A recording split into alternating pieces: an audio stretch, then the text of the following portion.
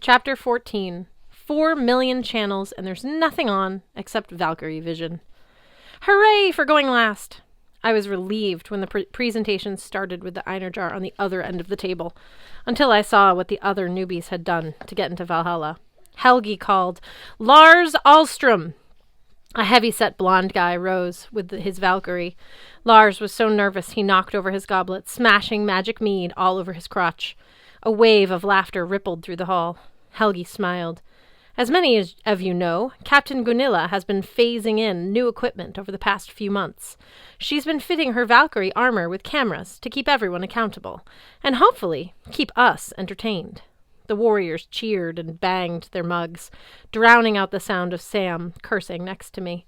Helgi raised his goblet. I present to you Valkyrie vision. Around the tree trunk, a giant ring of holographic screens flickered to life, floating in midair. The video was choppy, apparently taken from a camera on the shoulder of a Valkyrie. We were high in the air, circling over the scene of a sinking ferry in a gray sea. Half of the lifeboats dangled sideways from their cables. Passengers jumped overboard, some without life vests. The Valkyrie swooped in closer. The video's focus sharpened. Lars Alstrom scrambled along the tilting deck, a fire extinguisher in his hands. The door to the inside lounge was blocked by a large metal container. Lars struggled to move it, but it was too heavy. Inside the lounge, a dozen people were trapped, banging desperately on the windows. Lars shouted something to them in Swedish? Norwegian? The meaning was clear. Get back! As soon as they did, Lars smashed the extinguisher against the window. On the third try, it shattered, despite the cold. Lars stripped off his coat and laid it across the broken glass. He stayed at the window until the last passengers were safely out. They ran for the lifeboats. Lars picked up the fire extinguisher again and started to follow, but the ship lurched violently. His head slammed into the wall, and he slid down, unconscious. His body began to glow. The Valkyrie's arm appeared in the frame, reaching out. A shimmering golden apparition rose from Lars's body. His soul, I guessed. Golden Lars took the Valkyrie's hand, and the video screens went dark. All around the feast hall, warriors cheered. At the head table, the thanes debated among themselves. I was close enough to hear some of it. One guy, Lord Nelson, questioned whether a fire extinguisher could count as a weapon. I leaned toward Sam. Why does that matter?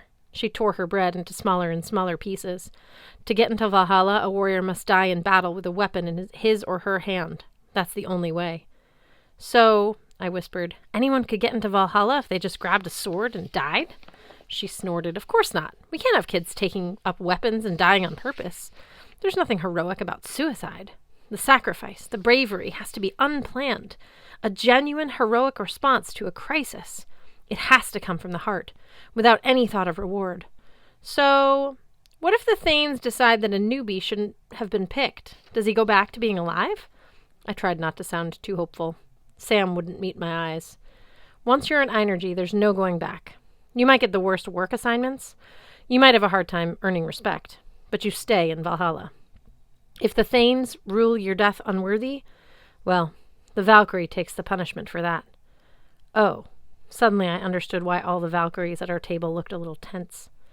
The Thanes took a vote amongst themselves. They agreed unanimously that the fire extinguisher could count as a weapon, and Lars's death could be seen as in combat. What greater enemy is there than the sea? Said Helgi. We find Lars Alstrom worthy of Valhalla. More applause. Lars almost fainted. His Valkyrie held him up while smiling and waving at the crowd. When the noise died down, Helgi continued. Lars Alstrom, do you know your parentage? And the newcomer's voice cracked. I never knew my father. Helgi nodded.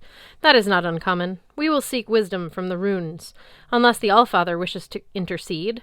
Everyone turned toward the unoccupied throne. The ravens ruffled their feathers and squawked. The throne remained empty. Helgi didn't look surprised, but his shoulders slumped with disappointment. He motioned toward the fire pit. From a cluster of servers and cooks, a lady in a green hooded robe shuffled forward. Her face was hidden in the shadows of her cowl, but judging from her stooped posture and her gnarled hands, she must have been ancient. I murmured to Sam, "Who's the wicked witch?" "Avala, a seer. She can cast spells, read the future, and other stuff." The Vala approached our table. She stopped in front of Lars Alstrom and pulled a leather pouch from the folds of her robe. She plucked out a handful of rune stones, like the ones in Uncle Randolph's study. "And the runes?" I whispered to Sam. "What are they for?" "They're the old Viking alphabet," she said, "but each letter also symbolizes something powerful. A god, a type of magic, a force of nature. They're like the genetic code of the universe. Avala can read the stones to see your fate. The greatest sorcerers, like Odin, didn't even need to use the stones. They can manipulate reality simply by speaking the name of a rune." I made a mental note to avoid Odin. I didn't need my reality manipulated any further. In front of our table, the Vala muttered something under her breath. She cast the stones at her feet. They landed on the dirt floor, some face up, some face down. One rune in particular seemed to catch everyone's attention. The holographic screens projected its image to everyone in the hall. The mark meant nothing to me, but hundreds of warriors shouted their approval. "Thor!" they cried. Then they started to chant, "Thor! Thor! Thor!" Sam grunted, as if we need another child of Thor. "Why? What's wrong with them?" "Nothing, they're great. Gunilla over there, she's a daughter of Thor." "Oh." The Valkyrie captain was smiling, which was even scarier than her scowl. As the chanting subsided, the Vala raised her withered arms. "Lars, son of Thor, rejoice! The runes say you shall fight well at Ragnarok, and tomorrow, in your first combat, you shall prove your valor and be decapitated." Do you know what that means? It means they cut your head off. The audience cheered and laughed. Lars suddenly looked very pale. Just then, that just made the warriors laugh harder, as if decapitation were a hazing ritual, no worse than a wedgie. The Vala gathered her runes and retreated while Lars's Valkyrie helped him back into his seat. The ceremony continued. Next up was a newcomer named Didi. She'd saved a bunch of kids at her village school when a warlord's soldiers had tried to kidnap them. She'd flirted with one of the soldiers, tricked him into letting her hold his assault rifle, then turned it on the warlord's men. She was killed, but her selfless act gave the other kids time to get away. The video was pretty violent. The Vikings loved it. Didi got a standing ovation. The Vala read the runes. She confirmed that Didi's parents were regular mortals, but nobody seemed to mind that. According to Didi's fortune, she would fight valiantly at Ragnarok. Over the next week, she would lose her arms several times in combat.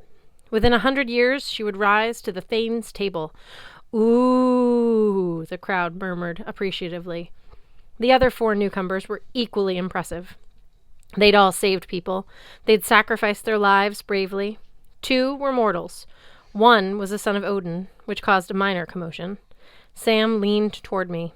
Like I said, Odin has not been seen in quite a while. We welcome any sign that he still moves among mortals. The last newcomer was a daughter of Heimdall. I wasn't sure who that was, but the Vikings seemed impressed. My head was swimming from too much information. My senses were on fire from too much mead. I didn't even realize we'd reached the end of the table until Helgi called my name.